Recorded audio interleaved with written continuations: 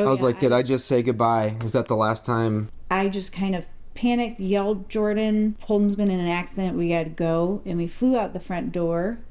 We thought you would die. And we said our goodbyes. We ran through the ICU. Never wanted to say goodbye to Holden because Sam was there. They wanted to know, is Holden going to be okay? I got a call from one of the nurses. And she was like, you need to get up here right away. I've been here for 8 days. Yeah. Hey guys, I'm Holden Ludwig. Welcome to Holding Life Together. Here we go.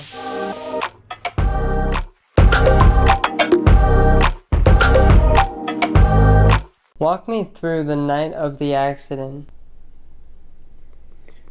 Yeah, well, I know you were downstairs and you got the phone call. I was upstairs with the kids, helping get them ready for bed. Yeah. Somebody, I believe, and my memory doesn't serve me well because I think I blocked a lot of stuff out. It was a random number that called, and I think it was Sam was on the phone. And I didn't believe him at first, and he had said that you guys had been in an accident. And then the phone was passed off to an emergency medical person, and he had said that Holden was in very serious condition and that they were headed to a trauma center. And then they just hung up, and as we were hanging up, I could hear the sirens going off, which is super haunting actually still to this day. I appreciate sirens, but it really bothers me when I hear a siren. Anyway, so I just kind of panicked, yelled, Jordan, Holden's been in an accident, we got to go. And we flew out the front door, and randomly our two neighbors were outside, and we just said, Holden's been in an accident, you got to watch the littles. And so we flew there. Yeah, so I was driving probably faster than I should, really worried. I remember the sun was setting, and you remember that really distinct siren on the phone. I remember the sun was like this eerie red and cast this really weird glow, and it was really quiet. And I just was worried, didn't know what to expect. Drove way too fast. Way too fast. Trisha's like, hey, we got to make it there in one piece. We don't want to have two accidents. And she's right, so I slowed down a little bit. But yeah, terrifying drive. I had no idea what to expect. What did you learn when you arrived at the ER? Yes, I remember we'd never been there before. There's only 2 trauma centers in Atlanta, North Fulton and then Grady, I think. And Grady was too far. Level a certain. Yeah, level 1 trauma center, I think it is. I might 2. Or I don't 2 know. or 3. Don't quote Anyway, him on this. the place you go when things are really messed up. There's only 2 of those in Atlanta, and Grady was too far away, so we went to North Fulton. First time there, and right when we arrived, they were pulling Holden into another entrance. He was on the stretcher with the paramedics that had cut him out of the car. So, and it gets really fuzzy and blurry for me there. I remember kind of getting rushed in. I actually remember it's like your childhood, I think. You remember weird things. I remember there's a really nice, kind woman sitting behind the desk. It would make me cry. Hang on. I could even tell you I could tell you what her earrings looked like. But anyways, she gave me mom sad eyes, but it's okay. And they took us into, didn't they take us immediately? There was a into weird room, tiny room, and actually our neighbor showed up too, and he was in there for a little bit with us, kind of just passing time until we learned anything. It feels like we were in there forever. I don't really know how long it was, but I'm assuming obviously they had to assess, intubate Holden. They had enough time to do a CAT scan or a scan of some sort, but then the doctor came in, and as all doctors play their own part, I will say the brain surgeons or surgeons, they definitely don't have the best bedside manner. There was no bedside manner. Very matter of fact. Oh yeah, but with little answers. Actually, it was just kind of like he's in very serious condition. He's needing help. He's not breathing on his own or barely breathing on his own, and you know, severe brain injury. I think that, and then they were going to transfer you up to the ICU. Did they have the tube put in then? Because there was a lot of swelling. That was later? That was later. That's the Okay. EVD thing. Yeah. Yeah. Yeah. So then we just waited in the ICU waiting room until the next part. And I would say 20 to 40 people showed up Yeah. and prayed. Yeah, that was an awesome turnout. Like, there were 40 people, like, on the spot, pretty late at night. Our neighbor, like, we all held hands. Our neighbor said, like, the most beautiful prayer. Yeah, I just threw her in there and was like, would you please do a prayer for us in front of all these people? And she did. Like, on the spot, Yeah. like, really beautiful and really needed prayer. Mm-hmm. What are the most significant moments you remember during the first 6 weeks that I was in the ICU? I just remember the first, I don't even know how long, like, days, weeks, where he had the tube inserted to eliminate pressure. Right, to drain. It was to drain. It was to drain fluids because There was so much pressure. so much 'Cause the pressure and brain other- swelling. If they didn't relieve the pressure, then they would have had to take off a piece of your skull. Yeah. So that was the first step. But I remember all these numbers that the nurses, who are amazing, like, my level of respect and admiration and gratitude for nurses after this whole thing is insane. But, like, they're like, this number means this number means this number means this. It was the pressure, yeah. And they're all really mission critical. And just watching it go to, like, danger zone, and, like, I'm on the edge of my seat, like, oh my gosh, is this it? And then they'd come in and re-level, so, like, the pressure would go down and to get back, and I'd be able to relax. But then the number would creep back up, and I just remember this, like, roller coaster that didn't seem to end for, like, days of just, like, is this it? Is this gonna be it? Like, just constantly worrying that Holden was gonna die, and having all these numbers and beepings that were, like, indicators of that potentiality. Just being on that roller coaster was probably the most emotionally exhausting, spiritually draining. Like, just hold on. You had no control. You just were there watching and hoping and praying. I think for, well, there's a couple. I could talk all night about the 6 weeks you spent in the ICU because it was horrible and very, like you said, a roller coaster. And there were several moments that we thought you would die, and we said our goodbyes, or tried to. I always really had a hard time with that. I was like, Yeah. nope, not Talk about do we it. were meeting with a lawyer, like, Yeah, we were. your brother meeting- was in town. Yeah, my brother was in town, and he was up with Holden actually in the ICU. We were downstairs in a kind of semi-private spot talking with a lawyer, and I got a call from one of the nurses, and she was like, "You need to get up here right away. Holden's pupils are now fixed, and we're taking him down to a CAT scan, indicating that he was now completely brain dead, and that was it."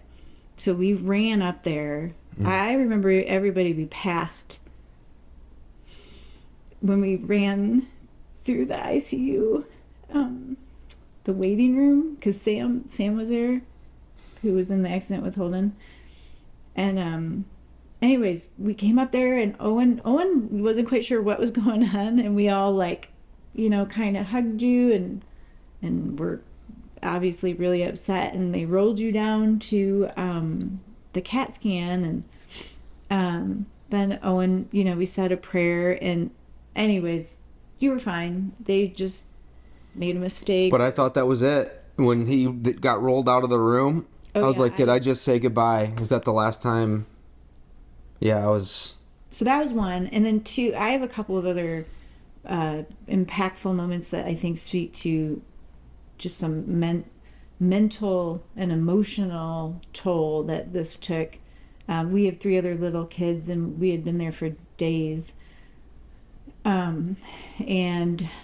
And people were bringing us stuff from home, and we made sure our littles, we call them the littles at the time because they're not little anymore, but that they were all very well cared for, and people were here taking care of them. But I remember one of the nurses was like, Trisha, you have to go home and shower. And I was like, I will. Probably I smelled. Like, I don't know. I don't know what she was trying to say, but she was like, you can go home, take a break.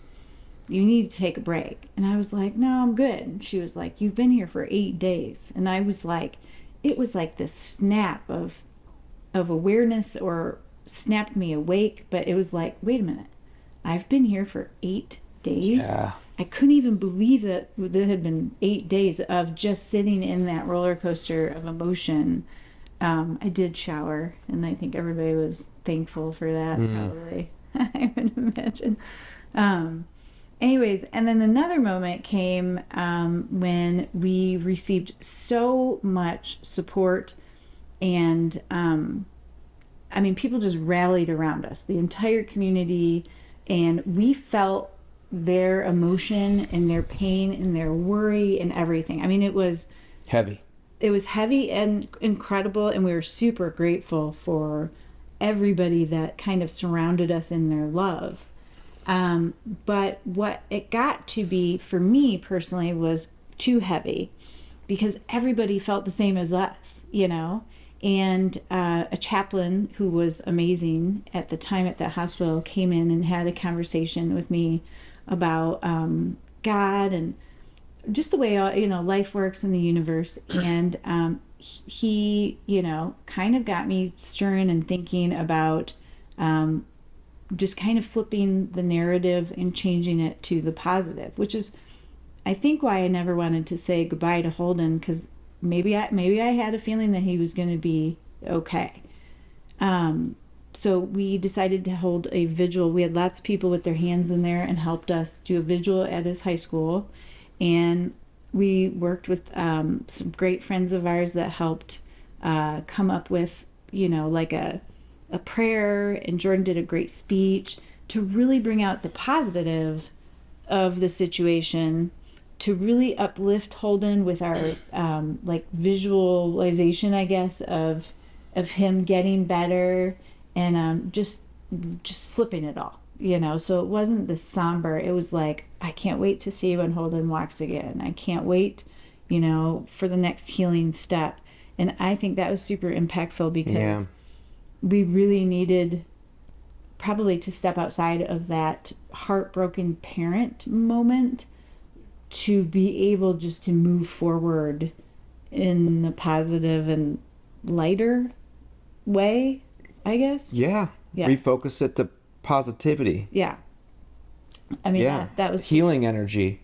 Yes. And I probably should have shared this before, but I think at a significant moment when he was in the ICU was when I had to tell Kohler, Ronan, and Breyer, because I'd been there for like 3 days. And they'd been here just with neighbors filling in and being heroes and supporting them. And so I was sitting in this very room, and I had to sit them around and just share with them kind of what was happening with their brother. And they were young. Like, Breyer was really young. And trying to put it in terms they could understand, and do it with as much comfort and love as possible. Like, that was probably the hardest message I've ever had to deliver, because like, they wanted to know, is Holden going to be okay? Is Holden going to be alive? And like, how do you say that to your brothers and sisters when you don't have the answers? And so that was one of the hardest moments that I had through the whole thing, is sharing news and trying to make sure they were okay as Holden wasn't okay. It's very, very difficult. Tell me about my journey at Shepherd and the early recovery. Yeah, I think, 6 weeks in the ICU was, I think, the total time, and you're not supposed to be there for that long. There was a point where his eyes were open, Holden, hey. but he was minimally conscious. And so we were trying to get him into the Shepherd Center, because they have a program for minimally conscious. That's right. Yeah. That's right. But like, his eyes were open, but they would go do these like tests by clapping in front of his face. He wouldn't even blink. Like, lights were on. No one's home. And so we're really desperately trying to get him into this place where we can hope that he emerges and gets care for people that are in the state. And they were coming to us with like long-term care options, right? Like, well, these are the homes that you could put him in. Here's what next steps. Like, they were ready for us just to be kind of done with the ICU. And But we had a few important nurses that really yes, were like Holden's angels. Like, because one of the reasons, so when they finally had a bed open, he couldn't go because he had gotten this really horrible bed sore and it was the most god awful thing to look at. well, his tailbone was sticking out. You could see his tailbone. It was exposed completely. And so Shepherd Center was like, we need people in stable condition, and with like an open festering wound, he wasn't in a condition to be able to go there. So we just felt like we were even looking at like life flights to Boston because they had another Colorado, like looking at every possible next step option that wasn't a home, which to me just sounded like hospice and you go there to rot. So thankfully one of those nurses realized that there were some misses for his case manager, and they actually had a path for him, but there was just communication gaps. So we didn't know, the nurses didn't know, but she reached out and she made a connection, and we were able to arrange for him to go to Shepherd Center. With a bunch of surgeries that needed to happen in order for him to be able to participate in what they offer there. So it was like kind of a conditional, like, okay, if he does this surgery and then that surgery, then he can start the consciousness disorders program. And they wanted to heal his wound. That was the priority, so that he could participate by even sitting. He couldn't sit, really, because it was so painful.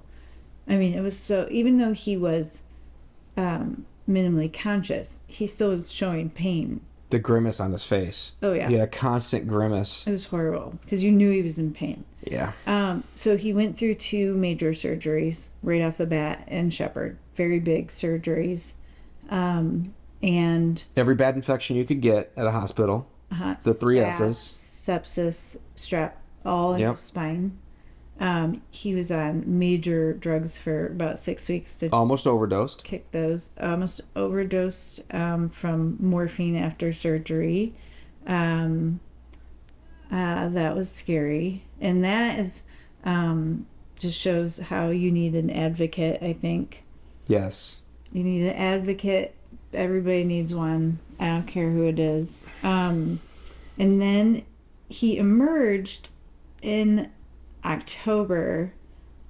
So we were at Shepherd actually quite some time, getting through the surgeries, and then too just kind of waiting it out for a little bit before you actually emerged. And emerging means that you complete 3 tasks that, as a person of normal conscious behavior, would understand how to use, or what this object is used for. Right. So like a hat. Holden's was a hat. You had to know how to put the hat on or where it goes. I think they used toothbrushes, balls, things like that. So anyways, so you eventually emerged, thank God, right? And started showing slow signs of being there. But that was a very long and slow process. Yeah. As I've looked back on some of the things, you don't realize how, you're like, oh, he emerged. But that took months and weeks from you would smile, but then you didn't do it on cue. So, I mean, there was still scary roller coaster things in there. Well, and not knowing, right? Like, because he had no feeling and no movement in his left side. Yeah. So his whole left side, even his smile was crooked because he had no muscle control on his left side. Right. And so, like, remember learning everything? We had a special wheelchair that we could adjust so he wasn't in the same position and get an additional sore. Yeah. So we got fitted for that, and then we had to learn how to do the trach. Yes, that's a god-awful little class you have to take. Yep. When you have to shove a tube all the way and make them cough out stuff. but you have to shove it all the way down into their trach hole and into their lungs. I had to do that twice because it had been so long from the first training to when he actually went home. And clearly things got better and better for Holden. He did amazing, miraculous things, but none without all these things, like little bumps in the road. But we were going to come home with a chairlift to get him into bed. Yep.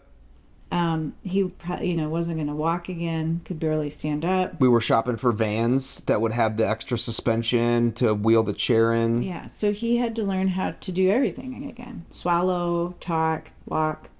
Yeah, he could mouth words, but he couldn't figure out how to get sound out. Get sound going. So yeah. He could drink, but we had to thicken it. Yeah. Because it was a choke. Water's a choking hazard. Food was a thing. Yeah. And food still is a thing. It is. It's a little better now. Yeah. I mean, it is. There's a lot of things you don't realize you don't realize how important your brain is until you have a brain injury, and how all these things have to fall into place perfectly together. It's pretty miraculous to be alive in itself, let alone to learn all these things again, and just keep pushing through. The short-term memory, do you remember how bad that was? It was horrible. Like, I would be visiting with Holden because we just took shifts. It was Trisha there, and then I'd come and Trisha would go home, and then we would take turns.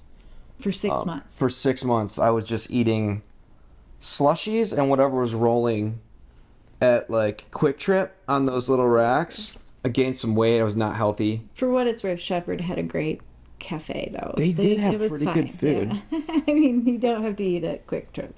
And across the street, there was good tacos, too. Oh, yeah. Well, if you're at Shepherd, eat at Yumby and Resto. Good tacos. The fried chicken taco is really good. Tangent. Okay, but anyways, the memory was god-awful. Yeah, so I would be in the room, and I'd be like, hey, Holden, I'm going to go get a water. And we gave him his phone probably too early.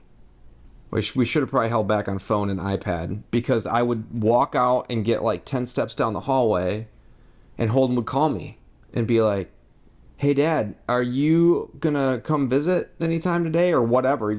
He would completely forgot what happened literally 30 seconds ago. And the patience needed to have the same conversation every 5 minutes and start over and have the same conversation and then start over and have this for hours. I have longer, more patience than you do. Yes. Yes. And he would be like, where's Mom? Where's Mom? Can I call my mom? Is my mom here? I mean, actually, everybody, when I would walk in, they'd be like, Mom! Yeah. What do you call me? Birth mother. Birth mother. Birth mother. This is my birth mother. They also called Holden the mayor of Shepherd Center because he would frequently they would have him out there sitting by them at the front desk, and he would say hi to everybody and greet everybody. Greeter, yeah. Also would be like, hey, will you take my glove off? He had a glove, so he went makes sense. All these poor people pull out anything uncomfortable, so that they would pull out their trachs. So he had a glove, kind of like a mitt, so he couldn't do that on his right hand. His left hand wasn't working at the time, so he didn't have to worry about that. But and then you finally came home on the day before Thanksgiving. Yeah. And is there another question? I think that's pretty much it. Oh yeah, that was pretty much it. Okay. Well, I just want to hit on, it was very scary to bring him home. It was yes. It was awesome to have you here. We had a hospital bed, and we converted our dining room into Holden's room. But it was a little bit like the Elf movie. Remember, at night, it would be we'd have to go down actually every few hours, and because of this wound, we would have to help him flip over every few hours for months. He was on such a restrictive schedule of sitting, standing, turning. Had a timer, how long you could sit. Yes, I mean, it was a very long first year of caregiving. Yes, and caregiving. It is hard. Yeah, it's a lot. But it's so worth it. It is. Yeah. I thank you guys so much. I know you're thankful, buddy. We're thankful too. Mm-hmm.